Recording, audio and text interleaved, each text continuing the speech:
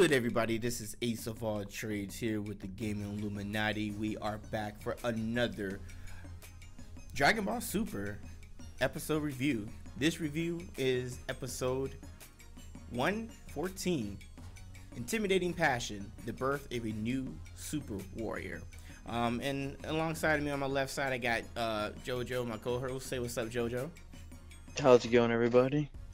Alright, you guys, so we're in the heat of battle where we see Goku going against Kale and Khalifa, and this is a pretty pivotal episode for the Saiyans in general, and also the fates for Universe 6 and Universe 7. And this is quite possibly an event that we will remember that was the turnover for the Tournament of Power.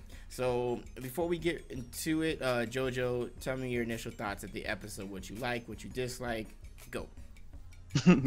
Well, I don't know how I felt about this episode. Like, I watched it twice, and I guess, like, I don't know, I just didn't have any, like, there was no emotional impact for me. It's kind of like the same shit that we saw, like, last episode. You know, the fusion's kind of cool, but there is a question into that, as in, like, why did they have the Protaro earrings in the first place when you're not supposed to, like, have any sort of weapons or tools in the tournament? But, like, we can get more technical into that later on, I suppose. But overall, I guess it was a decent episode. I didn't really, like, you know, there wasn't anything that really upset me about it, and it isn't anything that really, you know, shocked me, like, made me, like, surprised or anything either. Right.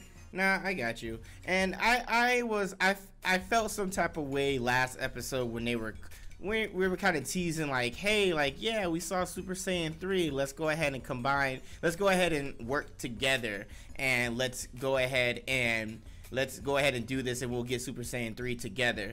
And it makes sense why they fused, because they, like, now that I think about it, they were dropping hints since episode 113 about being powerful when they're together, if they work together, nobody can be able to defeat them, being the best fighters ever, or being the best fighter in the universe when they combine their strength.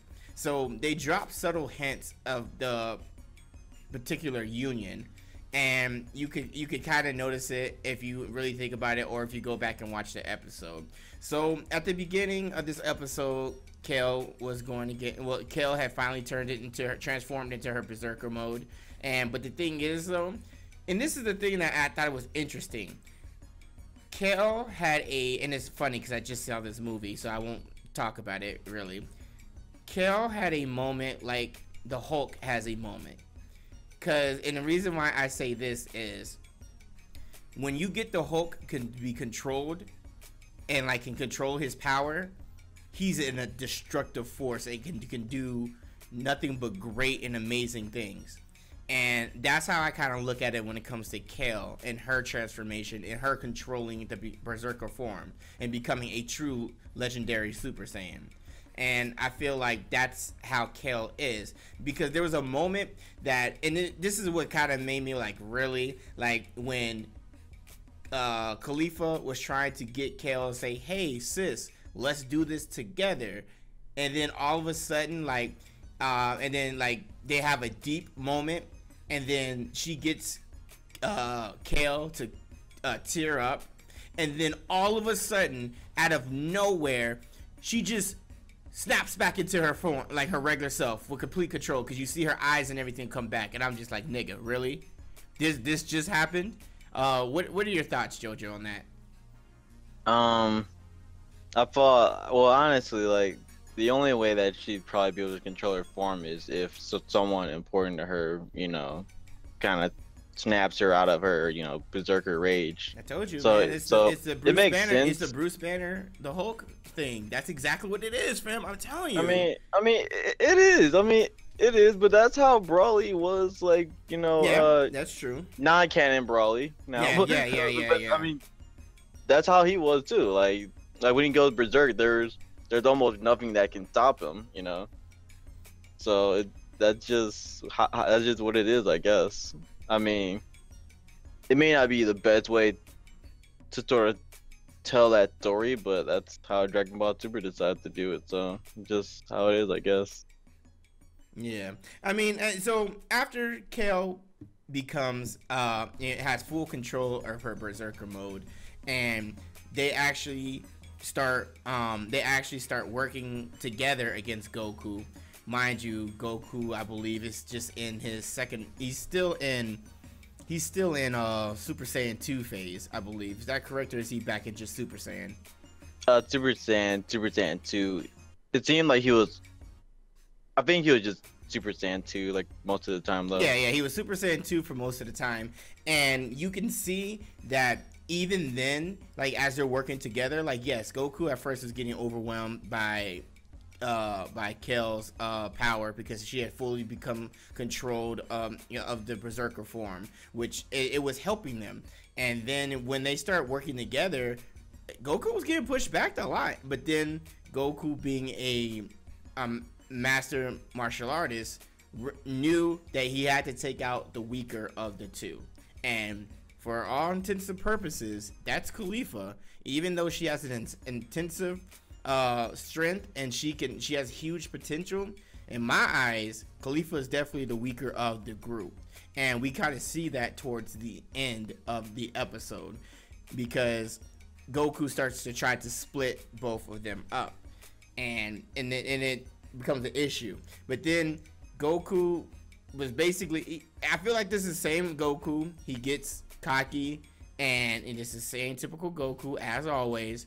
He gets in that place where he's like, you guys did a great job, and after this we gotta yada yada yada, we gotta do this again, but this is over with. He transforms into Super Saiyan God, and obviously as Super Saiyan God, they couldn't handle him. They just couldn't. So then we go over and we see that before they do the transformation, one thing that I would notice in the episode that I thought was kind of cool was, did you peep how Khalifa predicted Goku's instant transmission attack? Yeah, I mean, earlier on, last episode, he was using it constantly against her, so it just shows her overwhelming potential, right? Of how she can just catch on itself very quickly. Right. And before I got too far into the conversation, we'll talk about towards the ending and everybody in a little bit, but we gotta talk about this. We need to talk about Frieza, because we talked about this before about Frieza actually not having, well, Gohan too, but Frieza actually not really having any interactive like moments with the Saiyans other than Kaba so far. And I was kind of wondering when he would get his slimy fingers by the Universe 6 Saiyans. So in my eyes, I mean, in your thoughts, Jojo, what do you think about that scene in that situation where Frieza was about to destroy both Kale and Khalifa? Do you think that Frieza could have done that and he could have eliminated both of them at their current state? Or do you feel like Goku did the right thing by saying, hey, I got this? Go ahead. Well, you have to define what doing the right thing is. If doing the right thing is the most guaranteed way of Universe 7 survival, having Frieza take them all would have been very easy for Frieza, because he doesn't have any mercy. Right. He'll knock you out and not care at all. But Goku, he's more empathetic, and he likes to battle, because earlier on, like when he was fighting Khalifa like by herself, he could have knocked her out at any moment that he wanted to. He really could have. He really could have. But he likes a good fight, and he also likes to train. Yeah. He likes to train his opponent to get them to their maximum strength, and then overwhelm them. That's just how he fights. Right. So, and with that being said, so the scene is like how Frieza came and saw them, and he was about to get ready to go in, and then because obviously Khalifa felt some type of way because Frieza eliminated Kaba, and they were about to start attacking Frieza. I'm not gonna lie, I actually would have loved to see Frieza go against Kale and Khalifa. That would have been a good matchup. I feel like even though Frieza would have probably won at the end, obviously because of his battles and with Goku. I still would have felt like that would have been a good fight to see. Do you think so? No. Do you think it would have just been too easy for Frieza? Like, if they had a chance to fuse, it would be a good fight. But if not, and if they didn't have a chance to fuse, I think Frieza would overwhelm them pretty quickly.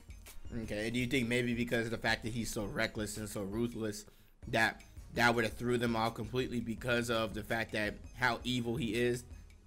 No. They wouldn't have fight. He wouldn't have fought fair, anything like that. When it comes to those two, like.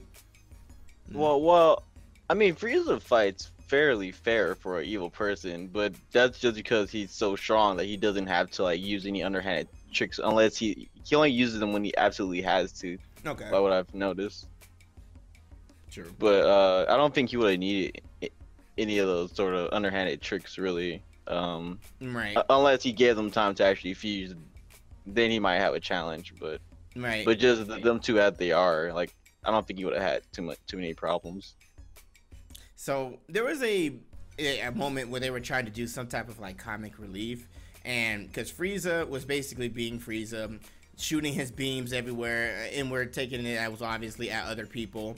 Dispo was like, "Oh, I can't handle this," and he backs. He can't deal with Frieza, so he retreats. I feel like Dispo's gonna come into play somehow with Frieza later on in the next few episodes. So something I think we should take a look at. But also, the comic relief was Kale Plesla. He's one of the. He introduced him as a policeman of Universe 3, and he was gonna change his mode or whatever. And then, like, all of a sudden, when he changes his mode, here comes the Saiyans coming back and just knocks him out of place. And I was just kind of like, I felt like that was just random. And I felt like that was really, really forced. I mean, it was like, really? Like, that's how y'all gonna do it? So how y'all bring the Saiyans towards Frieza? Not gonna try to have some type of comic relief? I thought it was actually kind of weird. I was like, okay, this is what we're doing. So I don't know. I felt like that was just unnecessary. I mean, what do you think?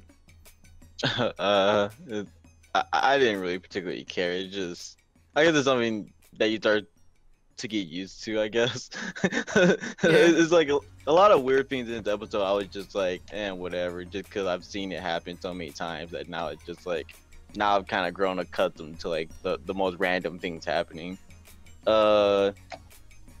I don't really have much of an opinion on it. It was just one of those things that just happened, just so you can show Frieza being in there and they're like, that's push the the way. plot more. Yeah, that's like that was their way of just being like, here, there you go, they're in front of Frieza. That's how we introduced it. I Pretty guess. much. That's all it was. So right. So after Goku, Goku says no, I'm gonna take them out, and then himself. He goes in and he basically he starts to power up. And when he powers up to Super Saiyan God Goku, and then obviously they can't handle him at all. And then Goku was on some like, yeah, y'all both can take me on if you want to, but you don't know what power I hold, because they were just like, wow, Super Saiyan, he's red first, so they were like, oh my god. But then Kale said something, and I think she was like, red. She said red or blue, it doesn't matter. It doesn't matter. We'll and then win. Right, and then Khalifa obviously got a hard one because she was like, "Oh my god!" And then she just kept going at it. Yes. Yeah. She was happy as hell out of it for some reason. I'm like, okay, whatever. And then afterwards, then they attack Goku, and then Goku hits them with the business, and they were like trying to use a blast to try to take out Goku at the same time, but nope, that's not going to work. And then Goku uses 2 blasts from his left and his right side to attack to both of them. And then obviously Kale is able to hold her own against the Ki blast, while Khalifa was running away from it, which was her biggest mistake. And then obviously she paid dearly for it. And then at that moment, she gets hit by it. Kale gets angry and goes to her sister's aid. And then Goku goes on this speech like, hey, you guys, this is great. You guys did an amazing job. Don't worry. I promise, we'll have something like this again after the tournament's over. I got you guys. It's been nice. He tried to hit him with the Majin Buu speech, But like, you know how he was at the end and saying like hopefully he come back as a good person, but he was basically just saying like we're gonna have a better time after this, but this is business, I gotta do it. And then he starts doing a Kamehameha. Then we get a cutscene of when Champa is going to be giving them an item, and they were like, this is our time. And then when he does the Kamehameha, obviously they go with the stage, but the thing is, when they fuse, they're able to come back onto the stage, and then Kefla is born. So that is a portal fusion with the the portal fusion between Kale and Khalifa. So what are your thoughts on Kefla? Pretty strong. Oh, we're gonna see the full extent of her strength next episode, so I'm looking forward to that. By what it looks like she's gonna give Goku the business next episode, so that's gonna be great. Does Goku get eliminated? Well, okay, I'll say this. They're setting up for one of a couple of things, I'll say. One, they're setting up a way for Goku to find out how to unlock Ultra Instinct. Okay. Like on his own, you know. Yep. And after he beats Kefla, he'll be able to take on Jiren after probably resting a bit. Either that, or Goku gets the business, and Goku may or may not get eliminated, but he will not be the one to take on Jiren and finish him off. Okay. It has to be one or the other at this point, because there's a lot of really strong characters being introduced all of a sudden, and either one of them will be fighting Jiren, or Jiren's just gonna sit on his throne meditating the whole time and nothing happens, which I hope that doesn't happen. I doubt that's gonna happen, but continue. Yeah. Or what it seemed like either Goku's gonna be the only one to take Jiren on, or it's gonna be a group effort to take Jiren out. Gotcha. I got you. I don't really see that necessarily happening with that scenario, because then eventually Goku is gonna have to go against Kefla, or something's gonna happen, and maybe you can introduce Vegeta in it, unless Vegeta gets knocked out by that bitch ass nigga Toppo. Because Toppo Vegeta better not get knocked out. Yeah, he better not get, because Toppo was like, and I want to talk at that moment. Speaking of Vegeta, he ain't shit talking about and you see, because Toppo saw talking all that shit. Yeah. Toppo saw like the strength of the Saiyans. It's like, wow, Saiyans are remarkable, or something along those lines. And then of course Vegeta's like, and at the top of him, it's me. and then Toppo was like, yo, that's so arrogant. But then Vegeta hits him with that uppercut. And so hopefully that comes something good out of that. I mean, you could see. I highly doubt this, but doing a fusion between Goku and Vegeta, I highly doubt that. I highly doubt that. But that's also a scenario that may happen. Yeah, but I highly doubt it as well. But that is something that could be in place as well. Right. And then the one thing that we talked about this before. So Kefla is born is a porta fusion. Porta fusions last 30 minutes unless the person. The beings that are fused overexert themselves. I think another scenario, Kefla's gonna be giving Goku the business, and then at the moment of when she's gonna destroy Goku or eliminate Goku or said other being, right? The porta fusion's gonna end. I think that's what's gonna happen. That's also a fair conclusion. I think that's what's gonna happen. Either Frieza's gonna come in and it could be introduced into quote unquote save Goku, or that's gonna happen and then Goku's gonna overwhelm them both, and then that's the end of them. So it's interesting to see how that's gonna happen. So, but as of right now, she's giving Goku the business. Now this is Super Saiyan God Goku. This is a Super Saiyan Blue. This isn't Super Saiyan God Super Saiyan or Super Saiyan Blue for short, but This is like the next title of the episode is Goku versus Kefla, Super Saiyan Blue defeated. And what you said earlier, excuse me, Jojo, about the possibility this is the writer's way of giving Goku a lesson or being able to tap into that Ultra Instinct power, this would be it.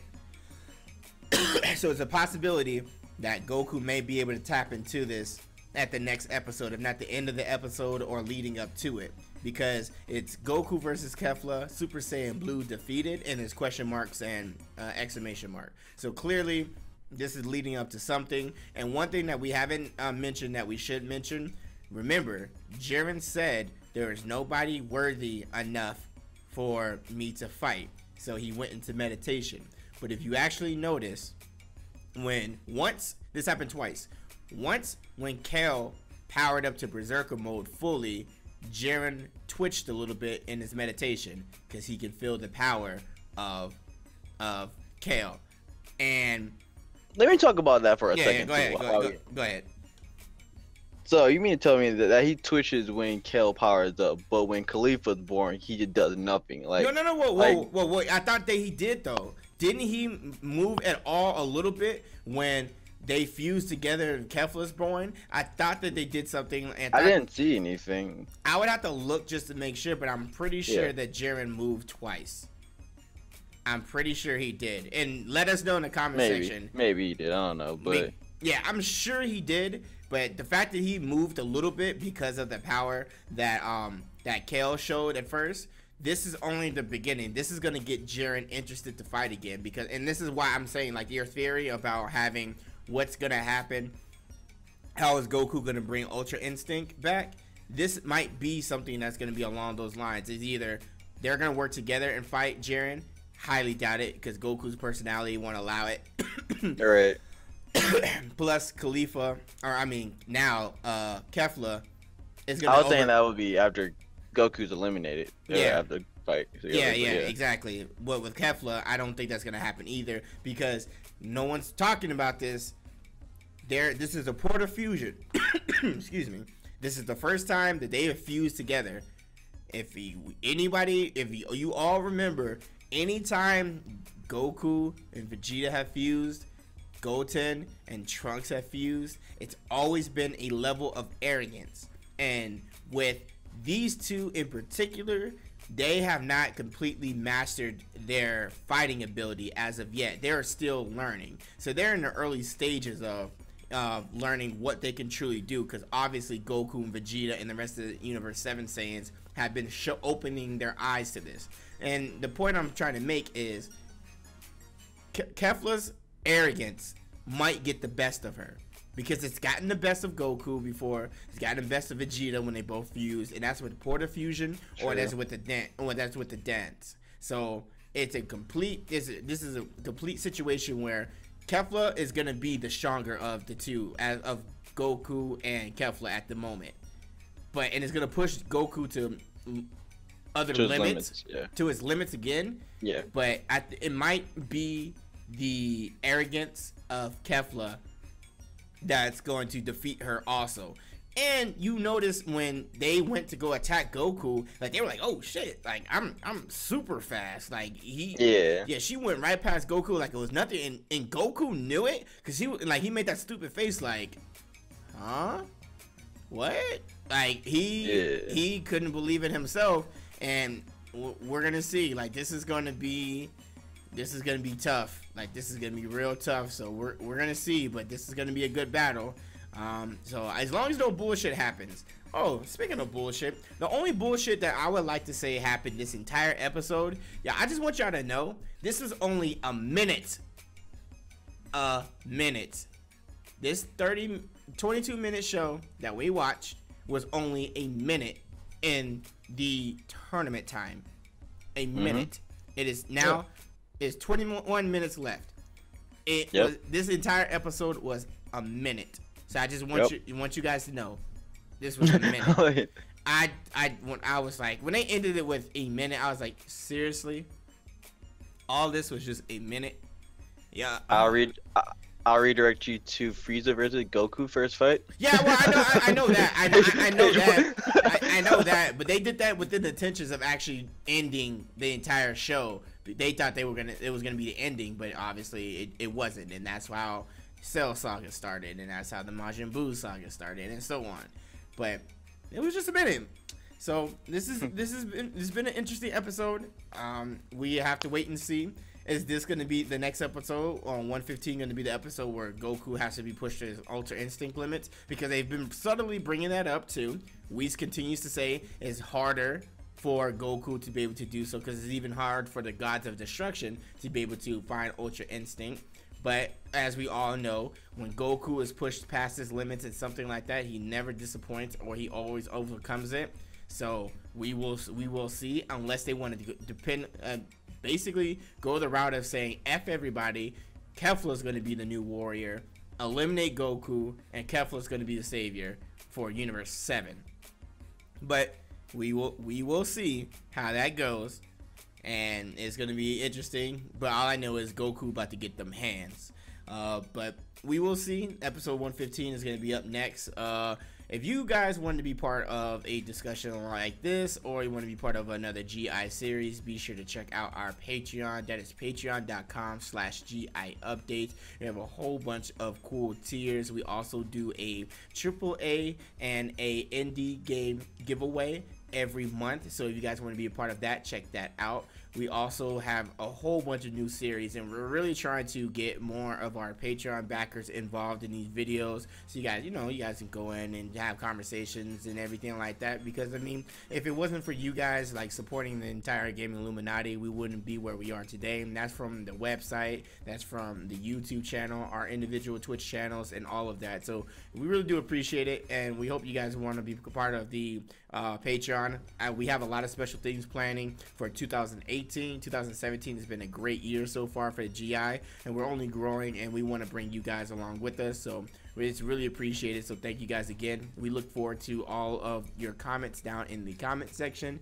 Keep that up, share it, like the video, all of that good stuff. This has been Ace of All Trades and Jojo with the Game Illuminati, and we out of here. Peace.